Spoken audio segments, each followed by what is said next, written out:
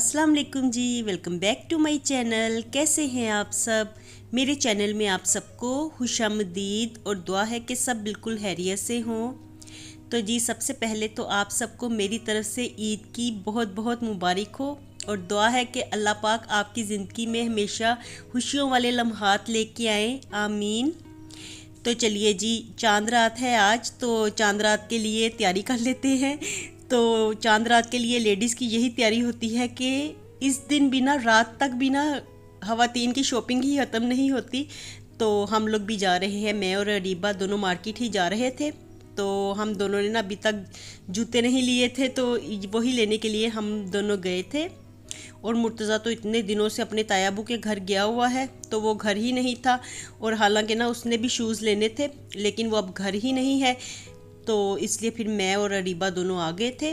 और यहाँ पे इस कदर ज़्यादा रश था ना, चांद रात पे ऐसे लग रहा था सारे लोग आज ही घरों से बाहर निकल आए हों।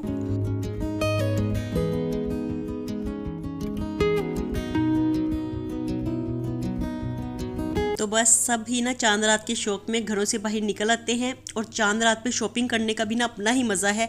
चाहे पूरा रमज़ान ईद की शॉपिंग करते रहो, लेकिन जो मज़ा चांद रात पे आता है ना शॉपिंग करने का, उसकी बात ही अलग होती है। तो यहाँ पे ना मैं भी डिफरेंट जूते पहन के देख रही थी। मैंने कहा जो मेरे पाँव में फ़िट आएगा जल्दी से वही ले लूँगी।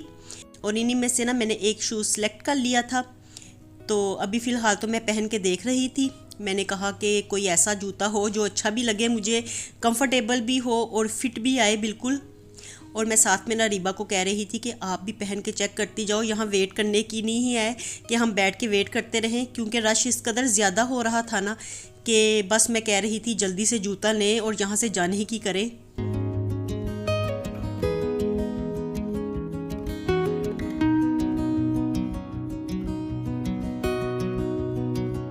तो फिर अरीबा ने भी ना जल्दी से शूज़ सेलेक्ट कर लिए थे। और जूते लेने के बाद ना अब हम लोग आए हैं यहाँ इम्तियाज़ पे। तो शैम्पू और साबुन वगैरह लेने थे, इस तरह की ना छोटी मोटी चीज़ें लेनी थी। तो हमने कहा कि चलो यहीं से जाके ना ले लेते हैं। और यहाँ से बस हमने शैम्पू लिया और साथ में ना हैंड वॉश लिया। तो हैंड वॉश की ना कीमत यहाँ पे काफ़ी ज़्यादा कम थी। तो मैं लास्ट टाइम जब आई थी ना, तो मैं तब देख के गई थी। मैंने कहा कि नेक्स्ट टाइम ना जब ग्रोसरी करूँगी तो लूँगी। फिर मैंने ना घर में रीबा को बताया, तो रीबा ने कहा आपने ले आना था, लेके क्यों नहीं आई? तो मैंने कहा कि चलो आज आए हुए हैं तो वो भी ले लेते हैं साथ में। और यहाँ पे ना ब्रशेस देख रहे थे। तो वैसे तो हमारे पास हैं ब्रशेस, लेकिन ना अरीबा की सुई आके यहीं पे अटकती है। तो वो कह रही थी कि एक ब्रश ना यहाँ से ले लेते हैं। तो मैंने उसे कहा कि अभी फ़िलहाल तो इसकी ज़रूरत नहीं है, नेक्स्ट टाइम जब आएंगे ना तो तब लेंगे। अभी फ़िलहाल तो आज के दिन के लिए जिन चीज़ों की ज़रूरत है वही लेते हैं।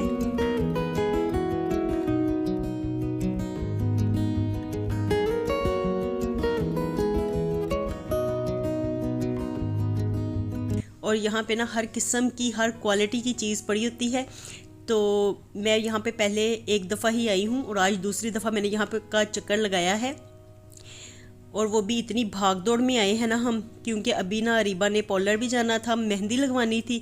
तो वहाँ पे पहले हम लोग देख के आए हैं, इस कदर ज़्यादा रश था ना, मैंने कहा पहले जाके ना इम्तियाज़ से चीज़ें ले आते हैं, उसके बाद ना फिर यहाँ पे आते हैं। तो इसलिए ना थोड़ा सा टाइम हम यहाँ पे स्पेंड कर रहे थे। हमने कहा अभी वहाँ पे हमारी बारी नहीं आई होनी, हम वैसे वहाँ पे कह आए थे कि हम आ रहे हैं। तो बस जी यहाँ से जल्दी से फारिग होके ना हम लोग फिर वहीं पे ही जा रहे हैं। और ये देखिए ये चंद चीज़ें ही हमने ली हैं। और इसके बाद फ़ौरन से हम लोग पार्लर आ गए। तो वहाँ पे जब हम लोग गए तो रश बिल्कुल डबल होया हुआ था, तो बारी का बिल्कुल इम्कान नहीं था, इतना ज़्यादा रश था ना। पहले तो हम लोग वेट करते रहे कि अभी बारी आती है, अभी बारी आती है, खड़े हो के थक गए। उसके बाद फिर ना मैं अपनी कज़न की तरफ चली गई, मैंने उसे कॉल की, मैंने उसे पूछा कि आप घर हो? तो उसने कहा नहीं अभी तो मैं बाहर हूँ, तो थोड़ी देर में पहुँच जाऊँगी। और फिर ना हम लोग उसकी तरफ गए और वहाँ से ना हम लोगों ने फिर मेहंदी लगवाई। तो इसने ना पार्लर का कोर्स किया हुआ है और ख़ासी अच्छी मेहंदी लगा लेती है। और मैं इसे ना यही कह रही थी तुम इतनी प्यारी मेहंदी कैसे लगाती हो, तुम्हें डिज़ाइन कैसे याद आते हैं। तो बस उसका इंटरेस्ट था ना। हालांकि ना आज के दिन ना चांद रात पे पार्लर में जाओ ना तो इतनी मोटी मोटी मेहंदी लगाती हैं, कोई डिज़ाइन का पता नहीं चलता, कोई पता नहीं चलता कि बारीक लग रही है, मोटी लग रही है, कैसी लग रही है। तो यहाँ पे आ गए और मैं रीबा को कह रही थी कि देखा आपको कितनी बारीक बारीक उन्होंने मेहंदी लगाई है। तो अगर ये ना लगाती तो आज रीबा की मेहंदी रह जानी थी, क्योंकि मैं तो पार्लर में बैठ बैठ के ना थक गई थी। तो मैं उसे यही कह रही थी अब चलते हैं, फिर मेहंदी घर ले जाते हैं, घर जाके खुद ही लगा लेते हैं। तो बस रीबा ना दिल अफसुर्दा कर रही थी, उसका यही था कि मुझे अच्छी सी मेहंदी लगवानी है।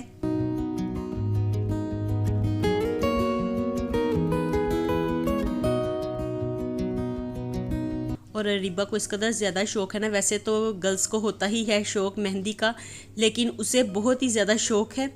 तो वो मुझे कह रही थी मैंने बाजुओं पे भी लगवानी है, लेकिन इस वक्त रात का इतना ज़्यादा टाइम होया हुआ था ना, तो पहले तो मुझे बड़ा अजीब सा लग रहा था कि इस वक्त आधी रात को हम लोग कहीं जाएं तो अच्छा नहीं लगता। लेकिन फिर जब मैंने अपनी कज़न को कॉल की ना, तो उसने कहा कि नहीं आ जाओ, ऐसे बच्ची भी खुश हो जाएगी, तो आप आ जाओ मैं लगा दूँगी। तो फिर हम लोग चले गए और यहाँ पे बस हम लोग निकलने लगे थे, तो ज़बरदस्ती उसने मेरे भी हाथ पे लगा दी। पहले कहने लगी कि बस एक हाथ पे लगाऊंगी और बस गोल सा टिक्का सा लगा दूंगी। तो मैंने कहा कि चलो ठीक है ये लगा दो। और जब वो उसने लगाना शुरू किया ना, तो उसने पूरी मेहंदी ही मेरे हाथ पे लगा दी, और बल्कि एक हाथ पे नहीं, उसने दोनों हाथों पे मेहंदी लगाई। उसने कहा अब आई हुई हो तो तुम भी लगवा के जाओ।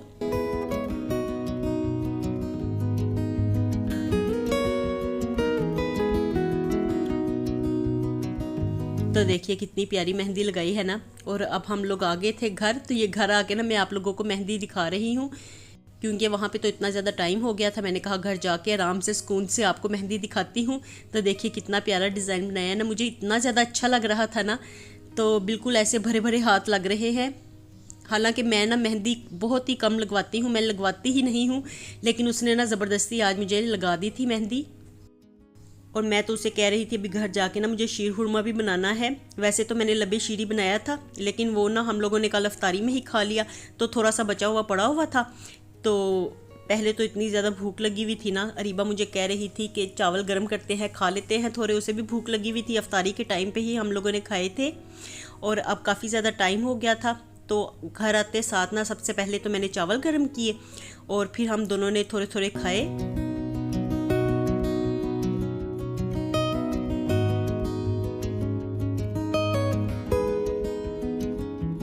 और इतने मज़ेदार लग रहे थे ना, इसे मैंने यहाँ पे ही पड़ा रहने दिया था। और उसके बाद तो हम लोग मार्केट चले गए, और फिर इतना ज़्यादा 4-5 घंटे आज हमें बाहर ही लग गए थे। और हम दोनों तो मार्केट गए हुए थे, तो हनान पीछे से अकेला ही था। मुर्तज़ा तो गया हुआ है अपने तायाबू के घर, तो वो हमारा वेट करते करते ना बाद में जब हम लोग घर पहुँचे तो हमने देखा हनान सोया हुआ था। तो चलिए जी जल्दी से बैठ के यहाँ पे खा लेते हैं चावल। और ये ना इस वक्त तकरीबन सहरी का ही टाइम था, तो रोज़ इस वक्त खाते हैं ना, तो आज भी इस वक्त इतनी ज़्यादा भूख लगी हुई थी, क्योंकि एक रूटीन सी बन जाती है इंसान की, जिस वक्त खाएं पिएं उस वक्त ही भूख लगती है।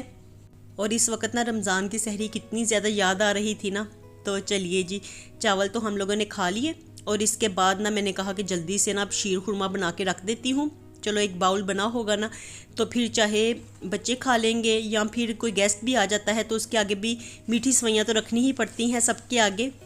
तो मैं यहाँ पे थोड़ी सी ही बनाने लगी थी, क्योंकि हमारे पास ना पहले का लबे शीर भी पड़ा हुआ था, तो मैं यही कह रही थी कि बस उतना ही बनाऊँगी जितना कि खाया जाएगा।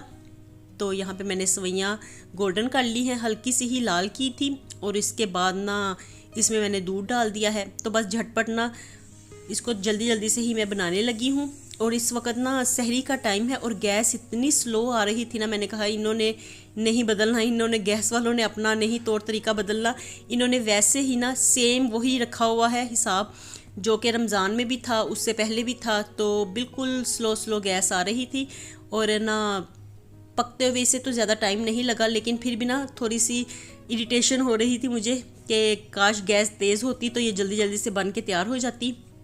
तो चलिए जी ईद पे मीठा तो सब ने ही बनाया होगा, और आप लोग मुझे कमेंट्स करके ज़रूर बताइएगा कि आप लोगों ने क्या मीठा बनाया था।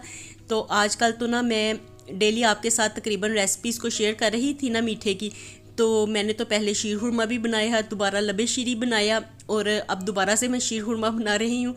तो कितने दिनों से ना हम लोग घर में ही मीठा खा रहे हैं। और ये देखिए झटपट ही वैसे बन गया था, तो मैंने इसलिए ये सिलेक्ट किया था। पहले तो मैंने दूध दलेरी बनानी थी, तो गैस को देख के ना फिर मैंने कहा कि चलो इसको रहने दो, यही बना लेते हैं, सिंपल सा जल्दी से बन भी जाएगा। और इस वक्त टाइम भी काफ़ी ज़्यादा होया हुआ था, तो मैंने कहा कि चलो वो नेक्स्ट किसी वक्त मैं आपके साथ रेसिपी को शेयर कर दूंगी। और हालांकि ना मैंने उसकी सारी प्रिपरेशन करके रखी हुई थी, सारी चीज़ें ला के रखी हुई थी। मेरा यही प्रोग्राम था कि आज मैं वही बनाऊंगी, लेकिन बस टाइम की वजह से और गैस की वजह से मैं नहीं बना पाई। और अब ना मैं यहाँ पे हनान के कपड़े प्रेस कर रही थी क्योंकि उसने ईद की नमाज़ पढ़ने जाना है। तो मैंने कहा जल्दी जल्दी से ना उसके कपड़े प्रेस कर लूँ। और इस वक्त ना मैं यही कह रही थी, मुर्तज़ा घर आया नहीं है और मैं उसे इतना ज़्यादा मिस कर रही थी, इतना याद कर रही थी ना। तो बस वो अब कल आएगा अपने ताया अब्बू की फैमिली के साथ।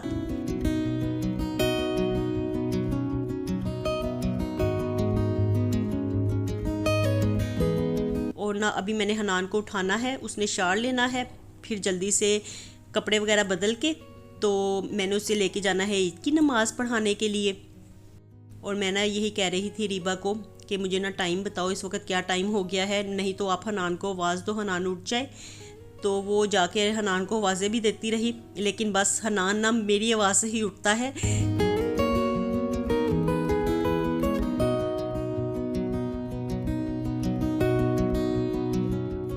तो अब यहाँ पे ना शीर खुरमा ठंडा हो गया था, तो मैंने कहा इसे बाउल में निकाल के रख देती हूँ। इसके ऊपर हल्की सी गार्निशिंग मैंने कर दी थी। तो चलिए जी, ईद के लिए मीठा तो हमारा तैयार हो गया है। और माशाल्लाह से ना आज इतना प्यारा मौसम होया हुआ है ना, बिल्कुल बादल आए हुए हैं। और ये देखिए बिल्कुल अर्ली मॉर्निंग है ये, और बादल कितने ज़्यादा घने आए हुए हैं और ऐसे लग रहा है अभी थोड़ी देर में ही बारिश हो जाएगी। तो मैं वही देख रही थी, मैंने कहा अल्लाह ताला ने ईद तो हमारी बड़ी ठंडी ठंडी कर दी है। जैसे शुरू के रोज़े ठंडे ठंडे हो गए थे ना, तो ऐसे ही ईद भी ठंडी ठंडी लग रही है। तो कितना प्यारा मौसम है। और सुबह के वक्त ना टेरेस में खड़े होके थोड़ी देर ऐसे ही परिंदों को देखना और दरख्तों को देखना मुझे इतना अच्छा लगता है ना। परिंदों की आवाज़ें इतनी अच्छी लगती हैं, ऐसे सुकून सा महसूस होता है। तो वही ना मैं थोड़ी देर यहाँ पे ही खड़े होके ये सारी चीज़ें देख रही थी, आपको भी साथ में दिखाने की कोशिश कर रही थी। तो चलिए जी, यहीं तक था मेरा आज का चांद रात का व्लॉग। तो मैं मिलती हूँ आपसे दोबारा ईद व्लॉग के साथ। खुश रहिए जी, आबाद रहिए, अपना बहुत सा ख्याल रखिएगा। अल्लाह हाफिज़।